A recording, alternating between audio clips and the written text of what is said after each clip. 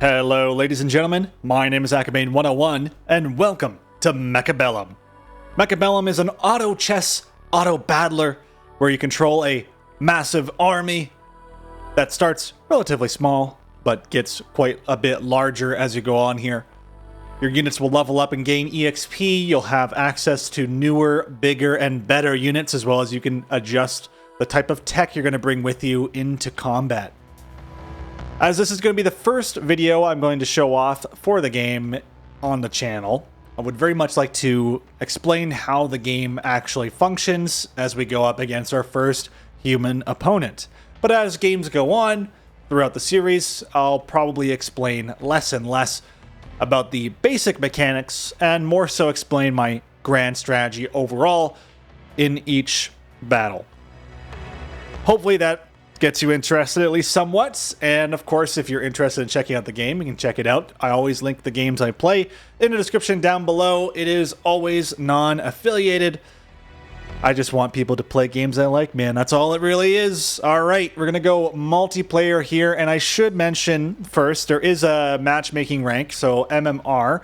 I believe it starts around 500-ish and goes up and down from there. You play an initial 10 rounds, and then you're slotted into a specific MMR range. I believe I was initially around 500 when I first started. I played a few games. I'm around 659. If you're wondering if that's good or bad, it's quite poor. It's not very high at all. I would say average players are probably around 1,000. But then again, I have very early game experience. I have not played a lot against people. I've played a ton against the AI, so this kind of series is going to be focused more along the lines of me enjoying the game against real people. And typically offline, I like to play against a bot as I'm watching a YouTube video or uploading a video or something along those lines. So I would really like to see if I can get that MMR up and running. All right, let's go ahead. By the way, you can play 1v1, 2v2, or do survival mode. But for now, we're going to do a 1v1. And we're not going to do a custom room, by the way. We're just going to auto-match. There we go. I got too excited. I hit the 1v1. It was all over, man. The cool thing about this game here, as you can see on this main screen before we get taken into an actual game, you can watch various streamers and hardcore players, people that are really good at the game, have high MMR, and watch how they play, which is really, really fun. I really do enjoy that. We're against an 851 MMR opponent. Chances are we're not going to survive this, but that's okay. If I lose, I'll still upload it because what's the fun in watching me win all the time? You know what I mean? Even if I get a single win, though, that'd be pretty nice. Regardless, you have a choice of a starting card, and this is going to assist you in combat here. I really like Arclight Phoenix with a Rhino Specialist, which means on round 3 we're going to get a level 2 Rhino. Fairly good. Our opponent has come in as a cost control specialist, so they're going to go play the eco game. Their units have less health overall, but that doesn't mean that they are going to be walked over. So, first things first, you have to place your units. After they are placed and the round has begun, that's it. You'll never be able to move them again unless you get a perk that offers the ability to move them later. For example, my Phoenixes here, which are these long-range sniper air units, they're able to get jump drive, which allows them to move around anywhere. And the tech that you bring with you is actually something you choose before you begin the game, which is really, really powerful stuff. This seems like a great spot to go for perhaps more Phoenixes, or we can grab ourselves some, what I would like to call chaff or flak units that basically take up a lot of space. So we're going to go ahead and grab Fangs, which is a free grab here. And we're going to grab 2 sets of Fangs. We'll put one on the left side here in front of our Arclights, which are medium range carry units that do AoE. And they can be later upgraded to deal with air and do tremendous amounts of damage. The reason they're called a carry unit, by the way, is because of their elite marksman ability. As they level up in the game, they are able to gain more range and more damage.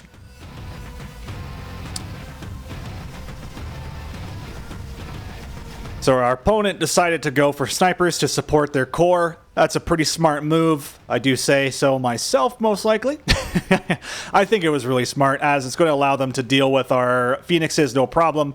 Our Arc Lights were not a problem, of course, for their Sledgehammers. The reason I wanted to have those Fangs in there was just to be able to deal with any sort of sniping or something like those snipers there. Of course, the Sledgehammers are just so good. We're going to grab Intelligent Arc Light. So each round, you're able to select one of 4 cards or skip the turn and grab 50 bucks. Intelligent Arc Light means we're going to get more EXP, and we want our Arc Lights to be leveling. So we're going to continue that route right there. On top of this, I believe it wouldn't be too bad to go for a Sledgehammer and one more group of Fangs. We'll grab these Sledgehammers here, and we'll keep them just like so. And we'll get a second pair of Fangs to defend against this. And we'll move them just an inch forward to be able to move their Fangs over. We also have a Sentry Missile. Let's go ahead and put this down. This is a temporary ability. Can only be used once. And once it's spent, that's it. But you can have many of them, which is very, very nice. So always worth at least spending a little bit of your points here. In fact, maybe I will not spend anything. Yeah, we're not going to spend anything because we do have the Arc Lights to deal with this, so it should be okay. We're probably going to lose pretty hard on the right side. That's okay with me. I'm going to end the deployment here. And our opponent decided to go with an EMP strike, looks like. So any abilities that our units had, if we had them, would be disabled for about 26 seconds, something like that. Since we didn't have any upgrades, really the only thing that was affecting us was a lack of movement speed. So we handedly won, well, relatively won the left side here. They more handedly won the right side of our board. And right now, because I destroyed our research center, there was a slow that was affected on our units, which isn't so great. Our Phoenix is going to come up here, destroy their research center in 2 shots, which may not be in time to save our poor Sledgehammers here. 1 Sledgehammer remains, but as you can see, the sniper who was originally one-shotting our units is now getting absolutely obliterated and couldn't do too much damage to our Sledgehammer there. Or Sledgehammer, excuse me, Stormcaller. Alright, Deployment Specialist will allow us to place 3 units per round, and we can also upgrade this with our Command Center to put 4 units in 1 round. I love this ability. I'm going to grab it right away. I'm going to upgrade our Phoenixes in the back here because they've gained enough EXP, and now we have a Rhino at level 3 to utilize, which is fantastic. And our opponent really doesn't have much going on here. Unfortunately, I don't want to get completely hackerified. A hacker can absolutely counter your Rhino, no problem. So what I will do here is place a Rhino in the southwest corner. And we're going to grab some crawlers. So let's go ahead and grab 1 more Stormcaller. Put them on the right side here. I'm going to grab 2 crawlers. And we're going to place them on our flanks. So one thing I haven't mentioned yet. There's flanks that your opponent can place units in, and it's very, very dangerous if we allow them to do whatever they want there. It can be very, very dangerous for us. So having crawlers here can help mitigate a decent amount of early attacks, and as they spawn in, it can take some time. I'm going to grab shields here to help assist our front line of Fangs, and we'll end our deployment. Thankfully, there is no flanks going on our opponent's side, and they have gone for more Fangs. As long as we can utilize the fact that we can build a lot of units per round for relatively cheap, we have the ability to overwhelm our opponent, and they're going for a massive sniper line, as you can see here. Lots of snipers, which will deal with our Rhino relatively well. If we can, it would be very nice to get something like Nano Repair, which could improve our Rhino's survivability. But it's just nice to have that extra bit of damage and something else to soak up the attacks here. Thankfully, we overwhelmed our opponent this round and are starting to even out the health bars. Once your health bar hits 0, of course, it's game over. Very similar to something like Magic the Gathering or the like. Amplifying core would be really nice here, but I'm going to go for range specialist. And we're going to continue our lineup of cheap units. And continue pushing as best as we can here. I believe that 2 more Phoenixes would be really nice to help deal with the sniper line.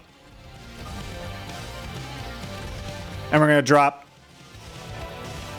just a defensive missile here in case they do get in on the right side here. Our shield is still active and ready to go, as it did carry over. If the shield gets destroyed, it's gone for good. We're going to go ahead and hit end deployment and see if any flanks come up. A sentry missile on their side came out. So the moment this Fang touches this, which will most likely be the first thing, or the Rhino, which will be not so great for us. But it is what it is. There it comes. Ow! Not too bad. Here comes the hacker now. So the hacker is going to be able to try and take over this Rhino, which is not great for us. Thankfully, we do have Phoenixes to help deal with our own Rhino. It is a detriment to Rhinos, of course. And of course, them putting a lot of money into hackers means they have something else to deal with. So it's not really that big of a deal. And we're going to push more towards Phoenixes, which means that we'll be able to deal with those hackers no problem. All right, we can go for a shield device specialist, which isn't too bad. Mass-produced wasps could also be pretty great, although I'm not the biggest fan of wasps. They do have the ability to act as a nuisance or a flank unit that can be very powerful, but I feel you need to invest a bit too much into them. So in the meantime, let's go ahead and skip this one. And now we can begin upgrading and really see our army begin to grow. Over time, as your units kill more things and do more stuff, they're going to get more EXP, especially when they destroy these research centers and, of course, win rounds for your team. So it could really end up being very valuable for you to win these battles. I think it would be great to go for range, but at the end of the day, we might not be able to really push for that too much. So I think at the end of the day, let's grab 2 more Phoenixes and 1 Fang. The reason I'm going to go for this is to start building out our core, which is going to be our Phoenixes here. We have an ability to get quantum reassembly, and what this is going to allow us to do is be able to keep our Phoenixes alive, even if they're dying on the other side of the board. They can come back, and within a set amount of time, they'll respawn with full health, and they can do that up to 2 times in a game. We're going to go ahead and try and delete one of their Fangs here, so we'll put a sentry missile on the east side. And of course, we're going to get electromagnetic impact coming in, so that could be problematic for us. And it's going to land on the exact same spot again, but we really don't have any upgrades, so it's just going to slow our army down. Vulcans coming in here will be problematic. If our Rhino can get a good shot on this, that would be great. Unfortunately, they have level 2 hacker now on the western front. So our Rhino's going to get taken over and quickly sniped by our Phoenixes here. Thankfully, our Phoenixes will be able to deal with the Vulcan. However, the snipers will also be doing significant amounts of damage to our Phoenixes here. Amazingly, Stormcallers are just awesome, and they can do some serious damage. It does appear, though, that we have some crawlers that are sneaking up on our Stormcallers and dealing some serious damage here. I'm curious what will happen. They do still have a healthy amount of crawlers there. Now that they have snipers, they're going to clean up this command center, even though we got theirs first. They have 1 sniper left and just a handful of crawlers. If we can get a good hit here on those crawlers... Nope, that's not going to happen. And it looks like the round's going to go to them pretty handily. Just because of the 1 crawler there. A bit unfortunate, but at least our Stormcallers will get a tiny ounce of EXP. We're just coming over here and destroying their command center.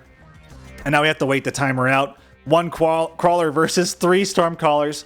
But as you can see, the round times out. Technically, that's a win for us. But in truth, it was a little too close for comfort. We're going to increase the attack of all our units here. Why not? Going to upgrade our Fangs here. And let's begin upgrading our Phoenixes. I want to upgrade the range on our Phoenixes. And as they went for Vulcans, I feel like it may be a good idea to potentially go for... I don't even know. I would say... perhaps... I don't know. That's actually a really good question, me. what would be a good thing to go for here. Possibly just a handful of snipers here, or nothing really too great. Unfortunately, we did spend most of our resources here on purchasing units. We could grab 2 fangs from the rear line and reinforce the front late, hopefully destroying a Vulcan in the meantime. So let's try this. We'll give it a shot. Hopefully the Vulcan will be dead by then. We'll end the deployment. Only 2 units summoned in this time. I'm not the biggest fan of that. They're going for shields here. They destroyed 1 Fang with a missile launcher.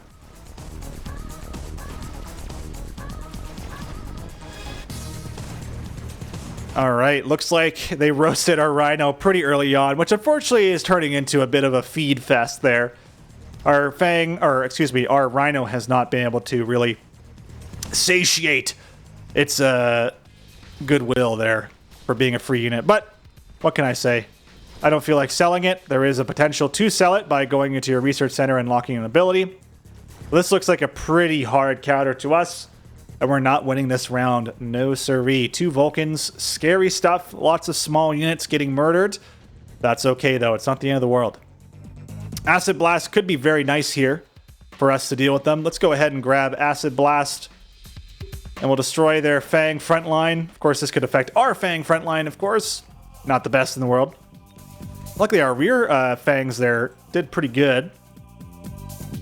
And let's see here. What would be good for us? Perhaps even more of our Phoenixes could be good. I don't know. I think that could be a lot of fun. Could, of course, go for Melting Point, which could be very powerful for us, dealing with their Vulcan. Of course, they do have Hacker, so we can't underestimate the power of Hacker. And in the meantime, let's see what we can do. I think we can go ahead and perhaps grab Elite Marksman, or we can grab range on our Arc Lights here. Yeah, I'm going to grab range on our Arc Lights. And let's increase the damage of our Arc Lights as well and grab 3 more Arc Lights. The reason for this, I think, because of their range, and because their ability to pressure, they have the potential to get some serious levels here. So I'm hoping we can pull this off. We'll see what happens here. They went for shields, looks like, on their Fangs, as well as Mechanical Rage. Mechanical Rage allows them to go a bit faster, and the shields are going to be a bit problematic for us, let's be real. Rhino, once again, chilling like a villain, doing very little. I'm kind of happy we went for these Arc Lights here. And the increased range and damage should be able to help just a little bit. Get some serious damage out here. Last thing we want, of course, though, is these hackers taking over our Arc Lights. It looks like our Arc Lights got absolutely dismantled, but not before we won that round. Wow, I'm surprised we took that one. Very close match here. Could be anyone's game. Now I'm curious how we should go about this. Anti-interference module. Yes, please. Put that on our Rhino. No longer a risk. We have 1,600 resources to spend. Of course, we are going to upgrade all of these Arc Lights. We've kind of shifted gears here and went for Arc Lights to be our heroes of this battle. But hey, it works out. It works out sometimes that way. Let's grab Elite Marksman on our Arc Lights. Now that they are tier 3, they're going to have some serious range, some serious damage, of course, as well. And I think they really do have a potential here. Our opponent, unfortunately, has electromagnetic impact once again, which is a pain in the booty, but what can I say? It is what it is. We're going to grab Shield. And I think while we're at it, let's grab 3 more Arc Lights. And we're going to support the east side. So if they go for the other side here, it's not the end of the world.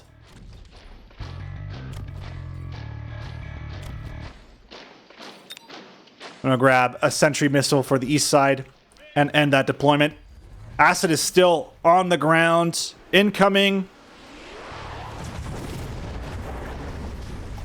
So a bit of our units got slowed here, but it's not the end of the world. I don't think it's going to factor in too strongly here. We didn't go for really any tech other than on our Arc Lights, so it does kind of hurt us pretty badly here early on.